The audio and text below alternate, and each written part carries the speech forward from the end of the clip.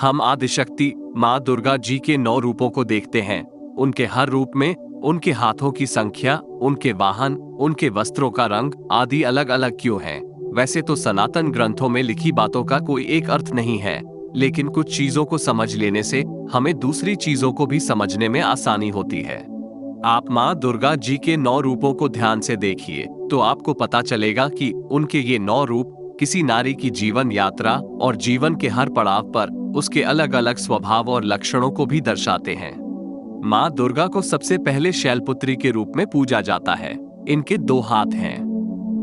दाएं हाथ में त्रिशूल और बाएं हाथ में कमल सुशोभित है। शैलपुत्री की तुलना हम एक नवजात शिशु से कर सकते हैं। जब कोई लड़की जन्म लेती है तब वो अपने पिता के नाम से जानी जाती है, इसलिए माँ का नाम शैलपुत्री है।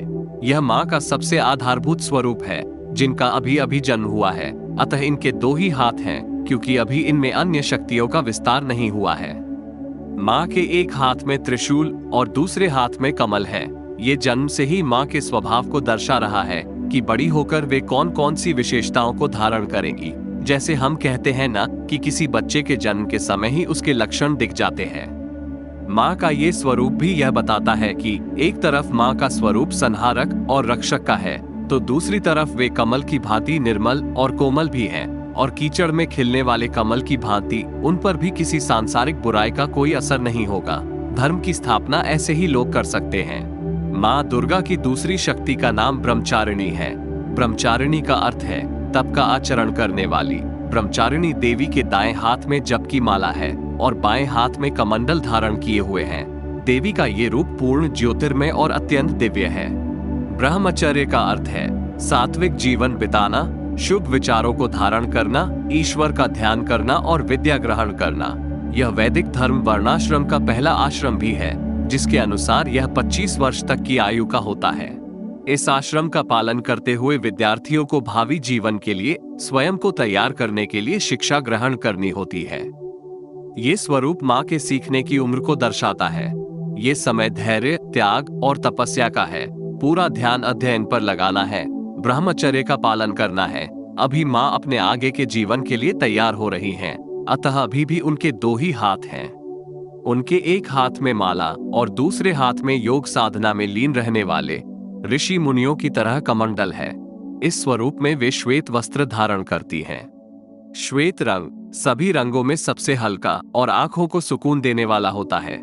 ये रंग शांति, उमंग, उत्सव, ताजगी, पवित्रता और कोमलता का भी प्रतीक है। एक हाथ में माला और दूसरे हाथ में कमंडल। माला से भगवान और अपने कर्म के प्रति निष्ठा और सात्विकता का बोध होता है। माला ध्यान और जप का भी प्रतीक है। ये जीवन में आध्यात्मिकता के महत्व को समझने पर बल देती है। माँ दुर्गा की तीसरी शक्ति का नाम चंद्र घंटा है। देवी के मस्तक पर घंटे के आकार का अर्धचंद्र है। मस्तक के बीच में तीसरी आंख होती है। इनकी 10 भुजाएं हैं और सभी भुजाओं में अस्त्र शस्त्र विभूषित हैं। यह माँ का सबसे संपन्न और शक्तिशाली स्वरूप है। अध्ययन और शिक्षा ग्रहण के बाद माँ अब सब प्रकार से तैयार हो चुकी हैं। इसीलिए जहाँ पिछले स्वरूपों में माँ के 2 ही हाथ थे, अब इस स्वरूप में उनके 10 हाथ हैं, जो कि उनकी एक ही समय में 10 दिशाओं में काम करने की क्षमता को दर्शाते हैं। माँ का ये स्वरूप ज्ञान, भक्ति और कर्म तीनों का संगम है। यह माँ का शिक्षित युवा स्वरूप है, जो उम्र का सबसे शक्तिशाली पड़ाव होता है।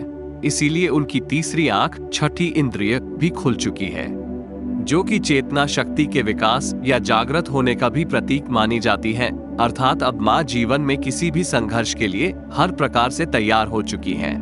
माँ दुर्गा की चौथी शक्ति का नाम है कूष्मांडा। इन्हीं देवी ने ब्रह्मांड की रचना की है और इसीलिए इन्हें कूष्मांडा कहा जाता है।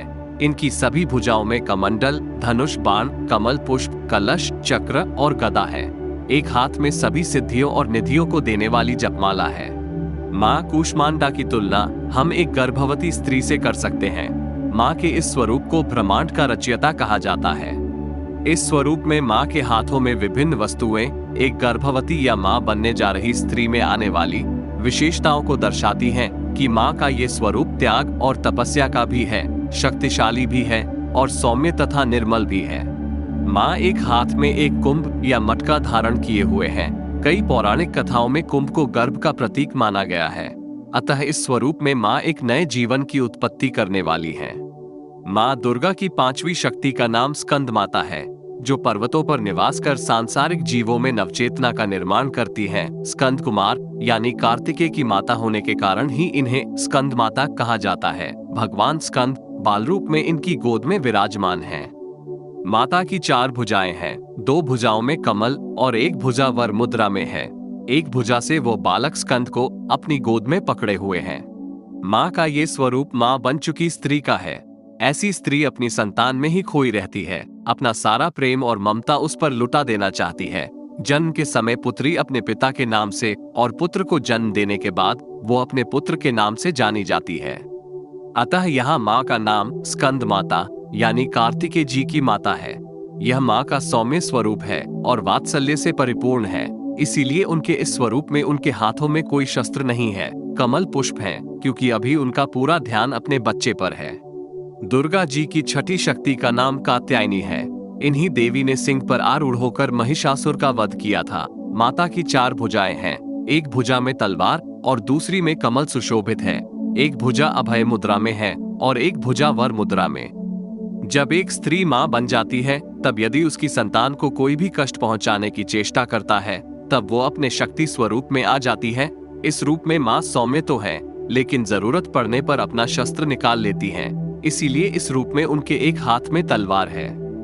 ये स्वरूप दर्शाता है कि कोई भी ममतामयी स्त्री अपनी संतान की रक्षा में किसी दूसरे पर निर्भर नहीं रहती, वह स्वयं ही सर्वशक्तिमान बन जाती है। यह विशेषता आप संसार की हर माँ में देख सकते हैं, चाहे वे पशु ही क्यों न हो। माँ का एक हाथ अभय मुद्रा में है। माँ दुर्गा अखंड सुहाग की भी देवी है।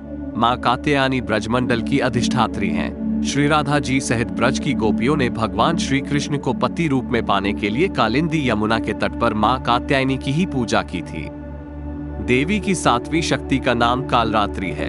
यह माता का सबसे रौद्र और विकराल स्वरूप है, जो दर्शाता है कि माँ के सब्र का बांध टूट चुका है। इसमें वे अत्यंत भयंकर हो जाती हैं, जो अपने प्राणों तक से मोह नहीं करती। इस रूप में उनके क्रोध की सीमा इतनी बढ़ गई थी कि स्वयं उनके पति भगवान शिव को आना पड़ा था उन्हें रोकने और संभालने के लिए।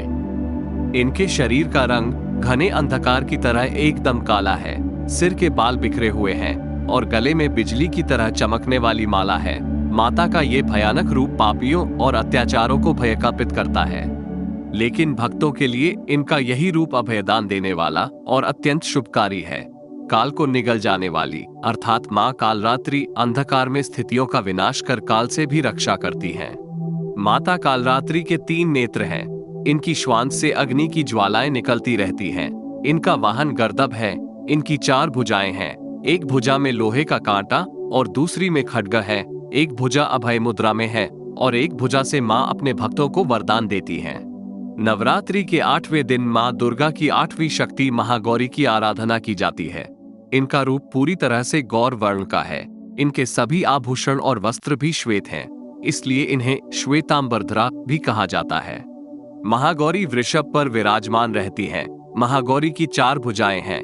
इनके एक हाथ में त्रिशूल और दूसरे हाथ में डमरू है। उनका एक हाथ अभय मुद्रा में है और दूसरे हाथों से वे अपने भक्तों को वरदान देती हैं। जहां कालरात्रि रूप रौद्र रूप की पराकाष्ठा है, तो वहीं महागौरी शांति, सौम्यता और सुंदरता की पराकाष्ठा है। यह माँ का पूर्ण रूप है और इस स्वरूप में संतुलन भी है। डमरू को लय, संतुलन, सक्रियता और रचनात्मकता का प्रतीक भी माना जाता है। जब कोई स्त्री अपने जीवन के इतने चरण पार कर लेती है, तब उसमें एक तेज आ जाता है। उसके आचरण में पूर्णता आ जाती है। इस रूप में माँ प्रेम और सौहार्द की प्रतीक है और अपने परिवार के प्रत्येक उत्तरदायित्वों को पूरे समर्पण और प्रेम के साथ निभाती हैं, सभी को जोड़कर रखती हैं। नवरात्रि में माँ के इसी स्वरूप आराधना सबसे अधिक की जाती है। माँ दुर्गा की 9वीं शक्ति का नाम सिद्धिदात्री है, जो सभी सिद्धियों को प्रदान करने वाली है। 8 प्रकार की सिद्धियां बताई गई हैं और माँ सिद्धिदात्री की उपासना से सभी सिद्धियां प्राप्त की जा सकती है। माता सिद्धिदात्री की भी 4 भुजाएं हैं। चारों भुजाओं में गदा, शंख, कमल का पुष्प और चक्र है। ये कमल के पुष्प पर विराजमान है। सिद्धिदात्री अर्थात माँ ने जीवन भर जितना अनुभव और ज्ञान अर्जित कर लिया है, अब वे उसे सबको बांटने वाली हो गई हैं। अब वे सब कुछ जान चुकी हैं यह माँ का सबसे पूर्ण और दयावान स्वरूप है, इसलिए सभी उनके आगे नतमस्तक हैं। माता की उंगली में घूमता चक्र दूरदर्शिता के साथ इस बात का भी प्रतीक है कि पूरी सृष्टि उन्हीं के अधीन है, सभी उनके आदेश में हैं। वे बुराई और पापों का नाश कर धर्म का विकास करती हैं। शंख ध्वनि और पवित्रता का प्रतीक है, जो शांति और समृद्धि का भी सूचक है। जिस प्रकार शंख की ध्वनि से आसपास का वातावरण शुद्ध हो जाता है, उसी प्रकार माँ दुर्गा के पास आने वाले सभी भक्त पूरी तरह से पवित्र हो जाते हैं। शंख ध्वनि ओम ध्वनि के समान ही मानी गई है। यह नकारात्मक ऊर्जा को नष्ट करके सकारात्मक ऊर्जा का संचार करती है। ये ध्वनि हमें बताती है कि ऐसी ही नाद हमारे अंदर है, जिसे आत्मा की आवाज कहते हैं, जो हर अच्छे बुरे कर्म से पहले हमारे भीतर गुंजायमान होती है। यदि हम भीतर के इस नाद को सुनकर कर्म करें तो जीवन सहज और सरल हो जाता है। इस रूप में वे कमल पर विराजमान हैं, जो कि बताता है कि माँ वो उन्हीं लोगों को सिद्धि प्रदान करेंगी जो कीचड़ और गंदगी जैसे समाज में रहकर भी अपने आप को निर्मल और पवित्र बनाए हुए हैं। मित्रों, आपको हमारी यह प्रस्तुति कैसी लगी हमें जरूर बताएं। धन्यवाद।